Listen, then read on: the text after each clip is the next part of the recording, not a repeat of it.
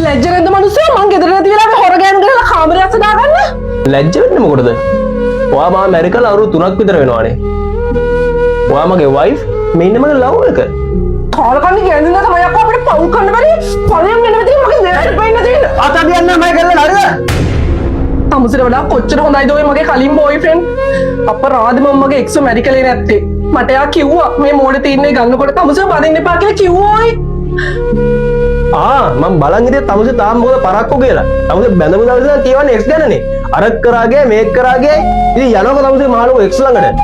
මං යාට ගිහලා හැමදේම කියනවා. තමුසේ කරපු හැමදේම කියනවා. මල්ල මං තමුසෙ දෙන්නට කරන වැඩේ. මට නම් එපා වෙලා තියෙන්නේ. අර මනුස්සයත් එක්ක ඉඳලා අදත් මට අත උස්සගෙන ආවා කියන්නකෝ. ඒ මදිවට අද මං ගෙදර යද්දි වෙන ගෑණියෙක් මගේ කාමරේ ඇඳුවට කොහොමද කියන්නකෝ මේ විවසන්නේ?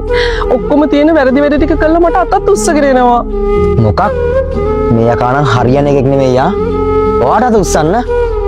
මේන් යා.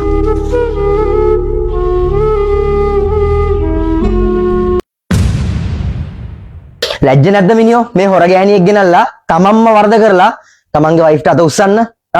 ලැජ්ජයි ඔයි. මං කිව්වා මෙයාට මේ කසාදේ හරියන්නේ නැහැ කියලා. කොහෙද ඉතින්? මෙයාටත් මේ කොහෙවත් යන සෙල්ලක්කාරයෙක් ලොකුණානේ.